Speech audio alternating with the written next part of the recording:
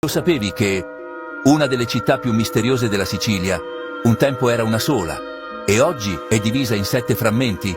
Stiamo parlando di Achis, l'antica città da cui derivano Aci Reale, Aci Castello, Aci Trezza, Aci Catena, Aci Platani, Aci Bonaccorsi e Aci Sant'Antonio.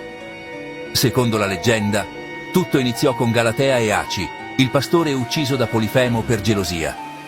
Il sangue di Aci scorreva sottoterra e da lì nacque il fiume Aci, che diede il nome alla città Achis.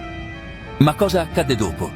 Eruzioni, invasioni, distruzioni.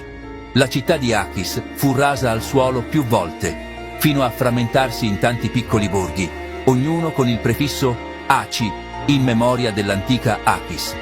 Un caso unico in Italia, una città sopravvissuta non unita, ma divisa. E oggi? Ogni Aci ha una sua identità, ma tutte condividono la stessa origine leggendaria. Ti piacerebbe scoprire la vera storia di ogni Aci? Seguimi per i prossimi episodi.